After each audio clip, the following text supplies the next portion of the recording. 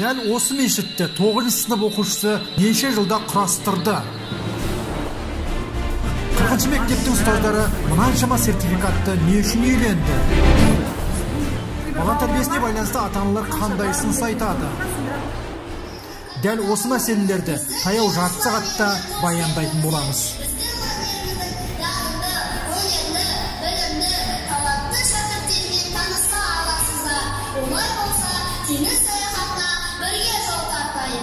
Шығармашылық қабілетті дамыту мақсатындағы семинар бұл. Дауысты бәсеңдетейін, өйткені бұл жерде мұраты биік, мақсаты айқын кісілер жиылды десек те болады.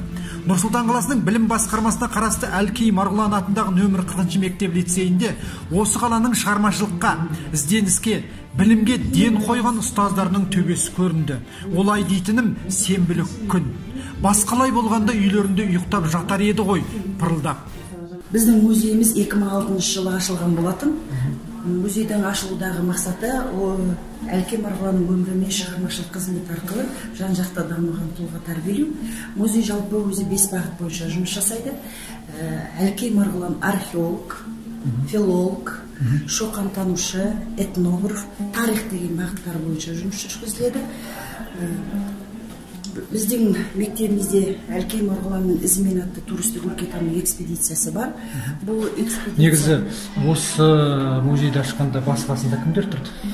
Музейді ашқан кезінде біздің бұл арнайы бір белгілі бір жоба мектебімізде жасалды.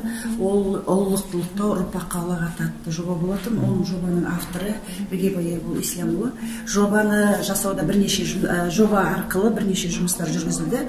Оны жалпы осы музейдегі Әлкей Марғұланның үйінен әкелінген өте құнды жәдігерлеріміз бар. Осыны жинақтауда мектеп ұжымы және мектеп басшысы Ербол Исламұлы өте жоғары деңгейде жұмыс жасады. Ал осы музейдің дизайнын өзінің қаражатымен жасап берген архитектор Серік Рүстембеков деген кісі. Семинардың тақырыбы музей емес еді. Айтулы кісі болғандықтан осы шаңырақтан бастағанды жөн көрдім. Білім мазмұнын жаңарту аясында оқушылардың белсенділігі мен шығармашылық қабілеттерін дамыту. Тақырып пен музей жарасымды байланысып ақ тұр. Бастауыш сынып мұғалімдері жаңартылған білім беру мазмұны бойынша пайдалы қазбалар, табиғи ортада қандай қауіп қатерлер бар, математика еліне саяхат, еңбек бақыт бастауы, электр энергиясы қайдан алынады, атана, ұстаз, оқушы бірлестігін сақтау сынды бірнеше сабақтар мен коучингтардың мазмұнын бірлесіп бақылап, бағасын сіздер берсін деп жазып та алдық.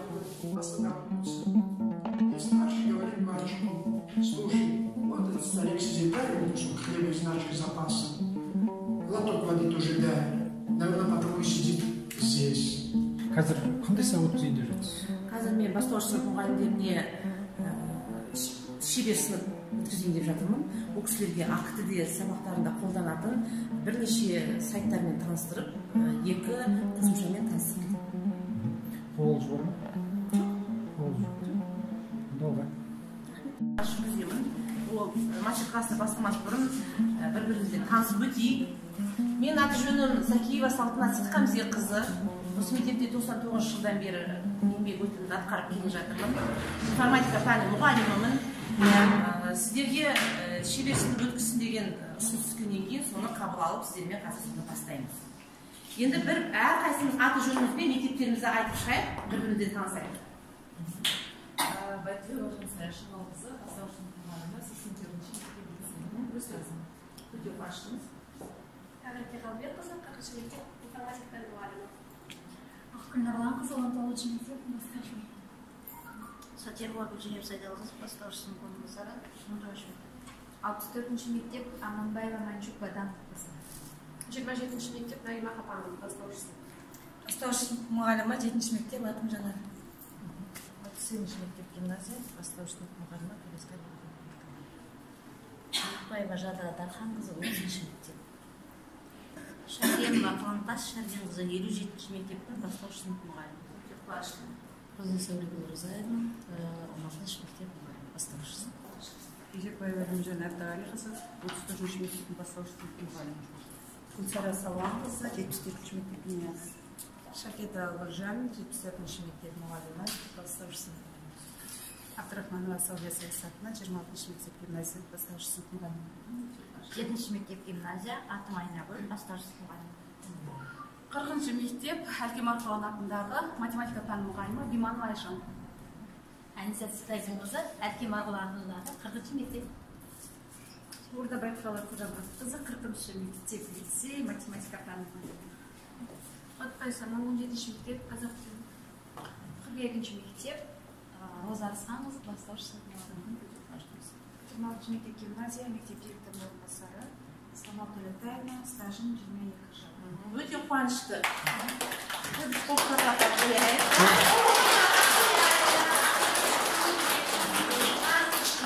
Сабақта қалай үйрену керек екенін мен сіздерге жазып қойдым. Әрқайсыларыңыз өздеріңізбен бірге алып кетесіздер. Ең соңында қосымша сайттар тізімін жазып қойдым. Осының ішінде бүгін екеуімен таныстырамын, біреуін үйретемін. Қарамен қарап, сымдарын бір-біріне жалғадық. Сосын ақ пен қызыл сымдарын бір-біріне жалғадық та 4 батареяны бір-біріне қойдық. Жақсы жарайсың, рахмет. Жақсы. Арқылы жақтық.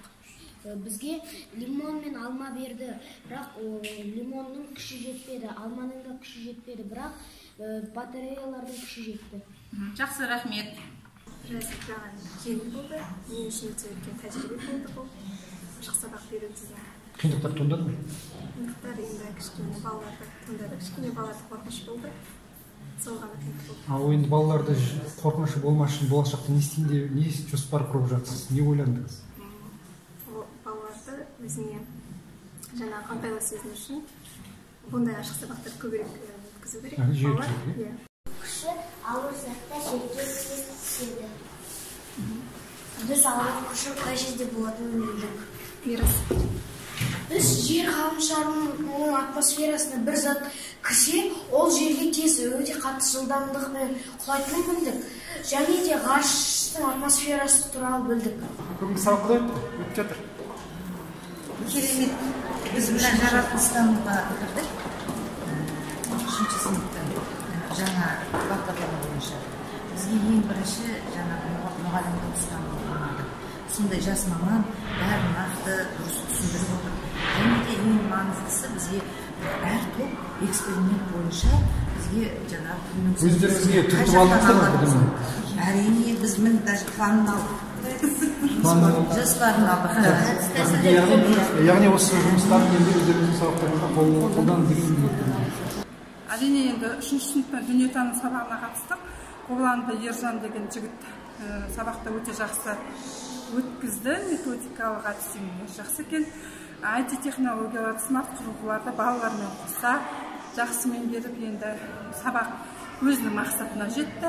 Әрі балалар сабаққа мақсатты тақырыптар әрі өзі қойып, енді керемет бір сабақ болды. Әсер алдым және көптеген енді әдістемелік түртіп алуларым болды. Балалармен қарым-қатынасы, әсіресе балалардың ағайдың сұрағына еркін жауап бергендері. Бұл ізгі педагог дегеніміз тірек сөзді алып тұрмыз, себебі бұл ағаштың үлкен бір жапырағы, біздің бір мұғалімнің бір айнасы, яғни мұғалімнің балаға беретін негізгі мағлұматтардың бірі. Яғни шынайылық болуға баланы тәрбиелейміз, адамгершілігі болу керек, балаға еркін тәрбие беру керек, әділ болуға тәрбиелеу керек, және шыншылдық, сүйіспеншілік деген сияқты тәлім тәрбие береміз. Осы арқылы біз білімімізді ары қарай жетілдіре береміз.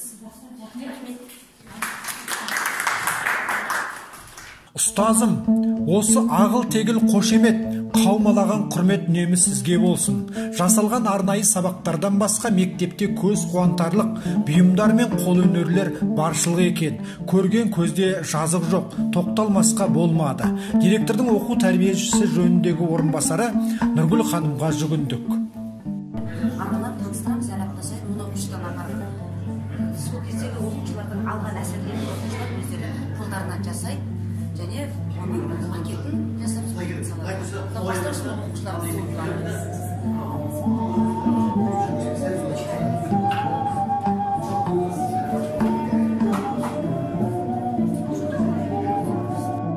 Не жасап жатсыздар? Мен Түменнен рухани жаңғыру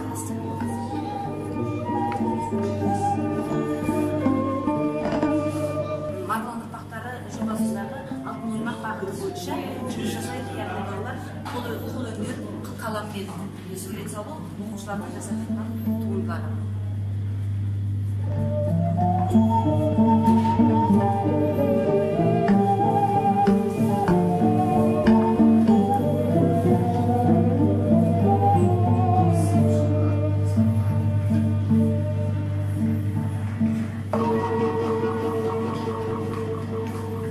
Жасап жатырмыз бізде? Бізде қыштан, саз батпақтан құмыра жасап жатырмыз. Бұл өте баланың моторикасы дамуына өте пайдалы. Негізі оқушылар біз пышақ қосамызбенен түйме қадаймыз, дәптер жазамыз, сабақ жазамыз деген секілді жұмыс істегенбіз. Ал бұл жерде оқушы балалардың бүкіл он созақ бәрі қимылдайды. 9-шы класстағы Серіков Мұхит деген оқушы 6-шы класста осы мешітті бастаған болатын ағаштан ой. 9-шы классқа келген кезде оның ішкі безендірумен терезесін, есігін қызыл сыртқы ескірімен аяқтап, бір анау үстінде азан айтылады, қолға аяқтап бітірген. Және мына осы көрінісі деген болды. Жалпы мектебімізде архитектуралық дизайн деген үйірме жұмыс жасайды. Сол үйірмедегі негізінен қызмет жасайтын 9-шы класстың оқушылары. Екінші жұмыс мынау Айдарбек Қанжар авторының жанында жатыр. Темірде бір 5 айдайлық мезгілде жасап шықты. Макеті, 2 этажды коттедж. Сыртқы формасымен. Ішкі бөлмелеріне де көңілаудар қойылады. Этаж үйдің әрбір кіреберістен бастап ішкі бөлімнің безендірілуі, жиһазы бәрі қойылып жасалған. Өзінің болашақтағы арманы архитектор болсам дейді. Мынау көңілаударларымызға болады ағаштан жасалған дүние 9-шы класстың оқушысы Аязхан Бегімай деген. Бұл қыз балалардың ұмтылысы жоғары. Бұл балада болашақта архитектор бола деген бала жаңағы қолымен аяқтап етіп ғимарат коттеджден бітірген. Мына жерде келесі Мақсұт Нұрбек деген балада жаңағыдай коттедж үйді жасап жобалаған. Болашақтың коттедж үйлерінің бір түрі осындай болуы мүмкін деген жағдайымыз. Ондағы оқушылар 9-шы класстардың жасалған оқушы жұмыстары мынау парктегі жаңағыдай мұнара, мынау танк, самолет макеттері де 9-шы сынып оқушылардың жасауымен орындалған. Мынау архитектуралық топтың, шығармашылық топтың жасаған макеті болашақ қаланың жаңағы ғылыми орталықтың бөлігі. Мына ортада ғылыми орталық болса дейді, осы ғылыми орталықта тұратын ғылыми қызметкерлердің дүние болса деген, содан кейін одағы ауласындағы емхана, ол емхана, бала бақша, басқа да ғимараттар болашақта болған жағдайда. Мынау оқушылардың жеке ізденістері электромобильдердің жаңағы күн батареясымен жүретін жолдары көрсетілген. Ондағы жаңағы айнала қоршаған ортаға зиян тигізбей электрленген машиналар болашақта қалай жүргізіледі. Мынаған көңіл аударуларыңызға болады. Жаңағы болашақтағы қаланы жобалаған. Онда бір оригиналдық оқушылардың ізденістері болашақтағы қаланың әрбір ғимаратының бөлек-бөлек бір-біріне ұқсамауы, онда жаңағы бояу түстерінің бір жаңағы өлкек аудандағы бірдей болуы, оның жаңағы бір ғимараттың екінші ғимаратпен салыстырған кезде өзгешелігі, оның ішіндегі формасының өзгешеліктері жаңағы әрбір мысалға мына бөлікте бір ғылыми биологиялық орталыққа арналған бөлік. Мынау адамдар тұруға арналған бөлік. Бір-біріне ғимараттарға тоналғыштарында бір-біріне ұқсамайды. Мынау да пирамида бірақ өзгеше бір ізденіспен орындалған. Мынау бір қаладан екінші қалаға өтіп бара жатқан көліктер магнитті күн батареялы жолмен бір қаладан екінші қалаға өтіп кету үшін бір бөлім көрсетілген. Мынау да жаңа тұрғын үй кешендеріне арналған бөліктері. Астанаға деп арнап жасалған жаңа бөліктің макет мында да жаңағы әркіммен көрсетіліп, жаңағы осындай ғимараттар болса деп. Әрбір жаңағы осы макеттерді жасамас бұрын оқушылар ізденіс жасайды суретте. Оның ең артынан оның өлшемі бойынша макеттің кішірейтілген масштабтарыменен сызуы сызылады, одан кейін барып әрбір оқушы жаңағы осы ізденісті макет түрінде аяқтайды.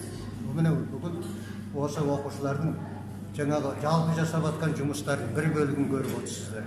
Тәрбиенің ерекше бір түрі бұл ата-анамен ынтымақтастықтағы қарым-қатынас.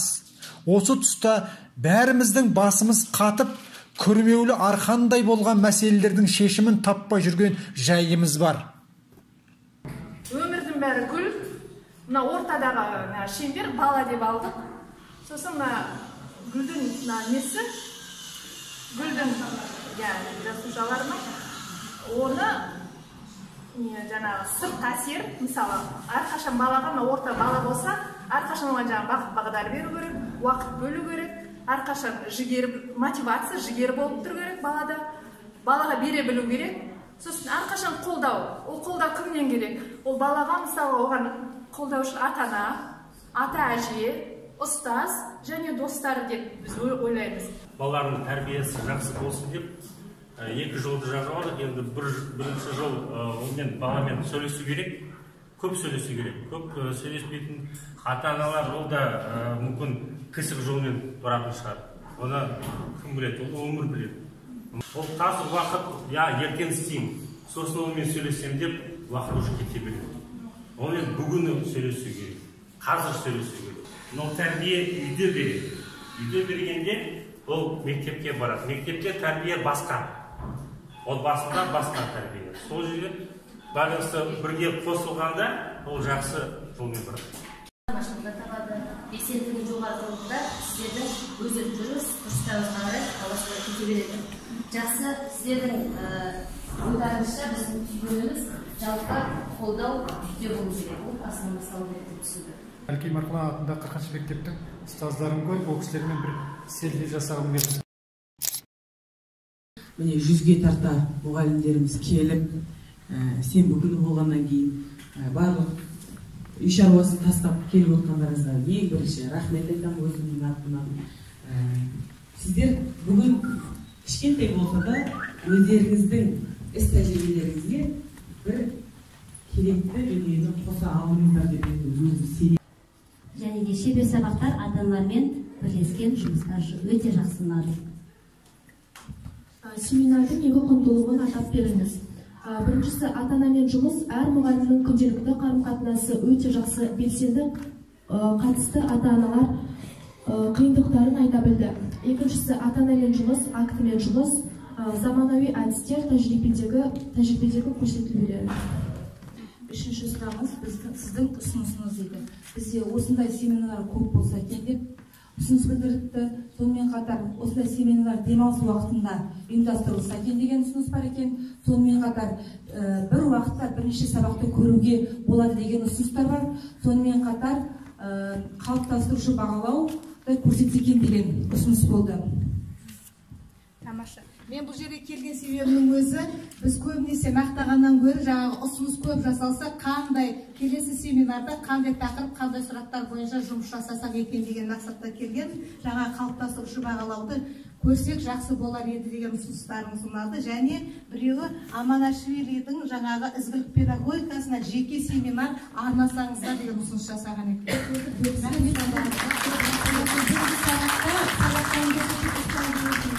Қой баласы момыннан құбылыс еді сірә, бірақ мұны ешкі сұмазырған шығар, бар көріп білейін деп жорта жүреді. Бір белеске шығып жан-жағына көз атса, қарсы алдында бір ешкі жүр екен. Сені іздеп келіп деп қасқыр ешкіні бас салды. Атан да анан да жақсы еді дейді ешкі жалбарынып. Қой тұрғанда мені қайтесің, одан да мен билеп сені көңілді көтерейін. Ондай өнерім болса көрсет қане, дейді қасқыр.